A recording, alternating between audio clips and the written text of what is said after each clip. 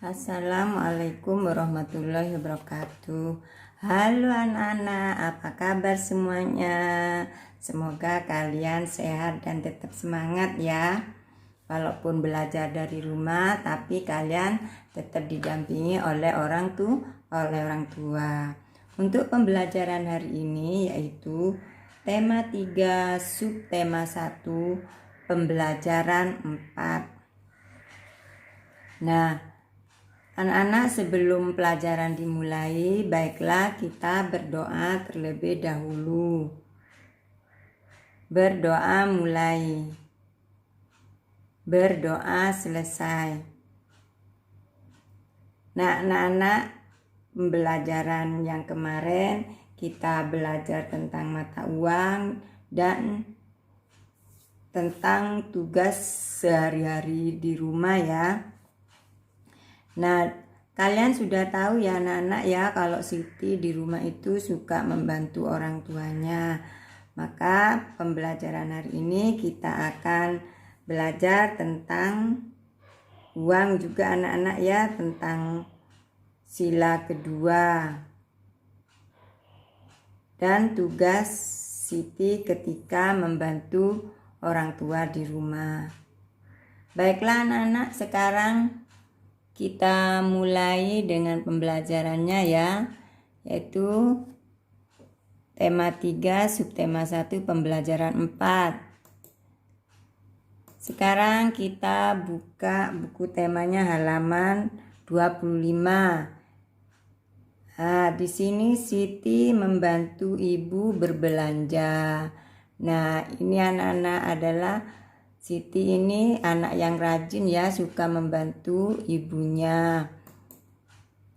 Nah, sekarang kita baca bacaan pada halaman 25. Guru mulai membaca ya. Siti membantu ibu berbelanja. Setiap hari Minggu pagi, Siti dan ibu berbelanja. Ibu berbelanja sayuran dan buah. Ibu membeli bayam, wortel, tempe, dan buah mangga. Siti membantu ibu membawa belanjaan. Setiap belanjaan harganya berbeda. Nah, ayo anak-anak, sekarang setelah kita membaca nih ya, setelah kita membaca bacaan Siti membantu ibu berbelanja, ayo kita amati apa tugas Siti ketika membantu ibu. Nah, sebelum itu perhatikan harga-harga berikut anak-anak ya. Di sini bayam ini harga bayam 1 ikat harganya Rp1.000. Ingat anak-anak, penulisan mata uang ini ya, penulisan uang, penulisannya R besar, P kecil tanpa spasi ya, tanpa titik. Di sini langsung ditulis 1 karena Rp1.000, 1 titik, nolnya 3, lalu koma 00. Nah, di sini harga tempe Rp2.000. 1 potong tempe harganya Rp2.000. Nah, sekarang 1 kilogram mangga harganya Rp5.000. Nah, sekarang apa tugas Siti ketika membantu ibu ke pasar? Tugas Siti membantu membawa belanjaan. Nah, ayo berlatih. Sekarang pasangkan harga berikut dengan nilai uangnya. Nah, lihat gambarnya anak-anak ya. Nah, tadi ibu dan Siti berbelanja ke pasar ya. Sekarang tadi ingat anak-anak, harga bayam itu berapa, harga tempe berapa. Nah, harga tempenya Rp2.000. Kita pasangkan Rp2.000 ini dengan gambar uang kertas Rp2.000. Ayo yang mana? Tempe harga 2.000. Kita pasangkan ya. Tempe 2.000. Bayam yang 1.000 mana? Ini. Mangga 5.000. Ini anak-anak ya. Nah, itu. Sekarang perhatikan harga-harga berikut. Harga 1 ikat bayam harganya Rp1.000 ya. Harga 1 potong tempe Rp2.000. Harga 1 kilogram mangga Rp5.000.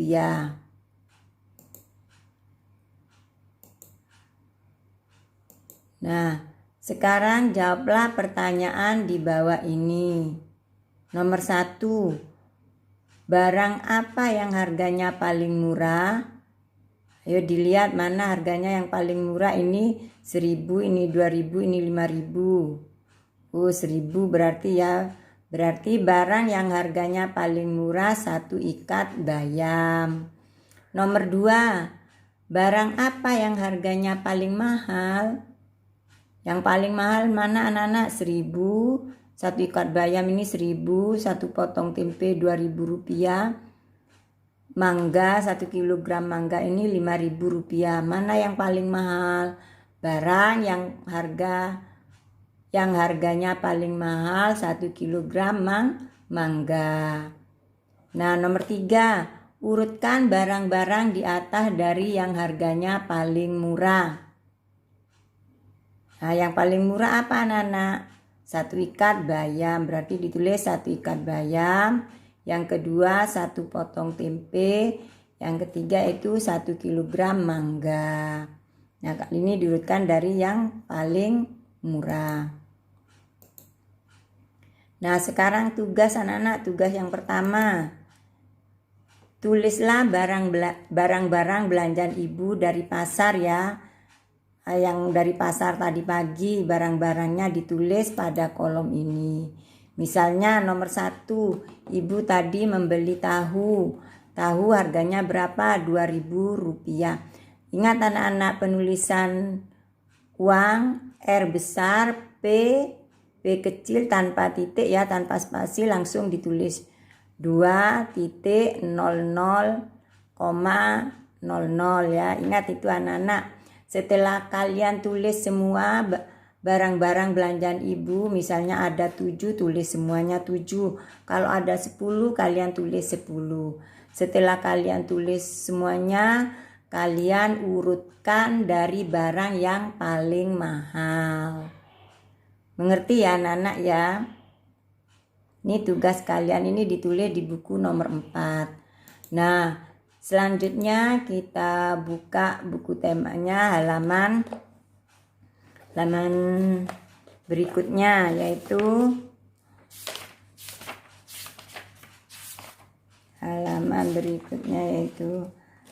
halaman 27 ya.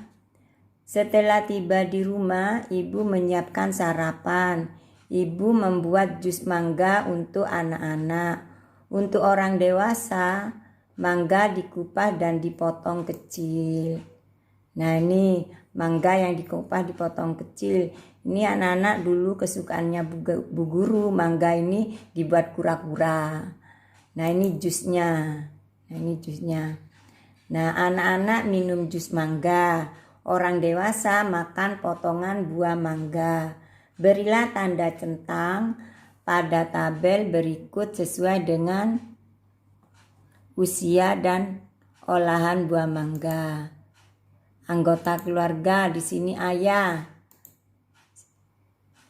Ali ya, anak laki-laki. Di sini ibu, jenis kelaminnya apa? Perempuan. Di sini Siti, jenis kelaminnya perempuan. Kalau ayah jenis kelaminnya apa anak-anak? Itu laki-laki. Kalau tugas ayah di rumah apa? Mencuci mobil, ya mencuci sepeda motor. Kalau ibu di rumah memasak. Sedangkan Siti membantu ibu. Kalau Ali di rumah membantu. Nah, kalau ayah apa? Kalau ayah makan apa? Jus, minum jus apa makan potongan buah mangga? Kalau ayah makan potongan buah mangga, kasih tanda centang sininya. Nah, kalau Ali karena anak-anak itu di bawah umur 13 ya, di bawah umur 13 tahun adalah anak-anak. Kalau remaja 13 sampai 17 tahun, ke atas itu remaja, di atas 17 dikatakan orang dewasa. Nah, Siti ini Ali karena masih anak-anak, dia minum jus mangga. Nah, ibu orang dewasa apa anak-anak? Kalau ibu adalah termasuk orang yang dewasa, maka makan potongan mangga, kasih tanda centang sini. Nah, Siti anak-anak termasuk anak-anak apa orang dewasa? Masih termasuk anak-anak. Maka Siti minum jus mangga, maka yang dicentang ini lurusnya jus. Nah, anak-anak ngerti anak-anak ya. Di sini anak-anak tadi ketika ibu dan Siti pergi ke pasar ya, membeli sayuran dan buah. Sayur-sayuran dan buah-buahan dapat dibeli di pasar atau di toko. Jadi anak-anak kalau membeli sayuran dan buah-buahan bisa di pasar tradisional maupun di toko atau swalayan ya.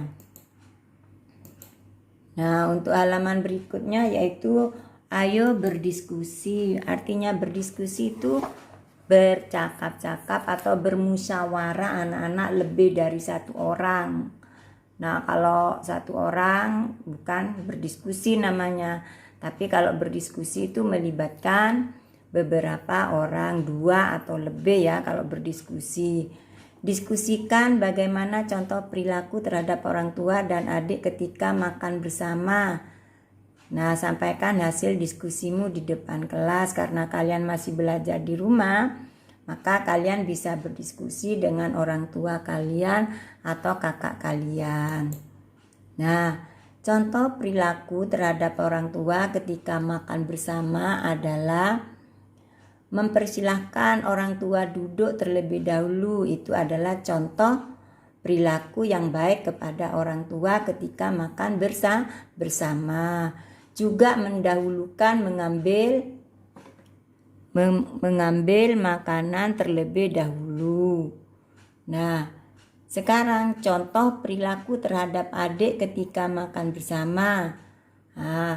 Mengambilkan adik makanan dan mendampingi supaya duduk dengan tenang. Ini termasuk perilaku yang baik kepada adik ketika makan bersama. Nah, ini anak-anak adalah tugas kalian ya. Ini adalah tugas kalian. Ayo berlatih. Susunlah kata-kata berikut menjadi kalimat. Tulislah kalimat yang kamu susun di buku halus. Nah, kalian ini soalnya tulis tegak lepas, jawabannya nanti tulis halus. Kalian kerjakan di buku halus ya anak-anak ya. Nah, Bu Guru kasih contoh, misalnya ini nomor 1. Di pasar membeli Siti wortel. Bagaimana cara menyusunnya? Ini susunan yang benar. Siti membeli wortel di pasar. Nama orang anak-anak apalagi di awal kalimat harus menggunakan huruf besar. Nah, ketika menulis kalimat ini diakhiri dengan tanda titik. Ngerti? Jadi Siti membeli wortel di pasar, tanda akhirnya yaitu titik. Awal kalimat huruf besar atau kapital. Mengerti ya anak-anak ya? Ini ditulis di buku halus. Nah, untuk selanjutnya diskusikan dengan teman sebangkumu. Diskusikan sikapmu terhadap orang tua dan saudara di rumah yang mencerminkan pengamalan sila kedua Pancasila. Sampaikan hasil diskusimu di depan kelas, tulislah hasil diskusimu. Kalian bisa berdiskusi dengan orang tua di rumah ya anak-anak ya, atau bersama kakak. Nah, masih ingat anak-anak apa bunyi sila kedua Pancasila? Yaitu kemanusiaan yang adil dan beradab. Lambangnya apa? Yaitu rantai emas. Nah, masih ingat anak-anak waktu di kelas 1, rantai emas itu bentuknya berbentuk lingkaran dan segi 4. Kalau yang lingkaran ini menandakan jenis kelamin perempuan. Nah, kalau yang segi 4 ini adalah laki-laki. Jadi antara laki-laki dan perempuan itu sama, harus bersatu ya anak-anak ya. Nah, sekarang contoh sikap kepada orang tua yang sesuai dengan sila kedua Pancasila. Contohnya, membantu orang tua dengan ikhlas, berbicara yang sopan kepada orang tua ya anak-anak ya, tidak boleh membentak. Yang ketiga, patuh pada nasihatnya. Jadi kalau orang tua memberi nasihat harus dipatuhi.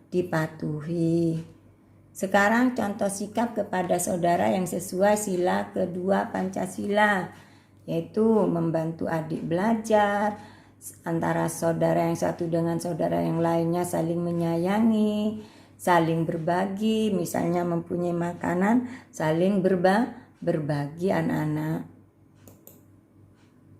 Terima kasih.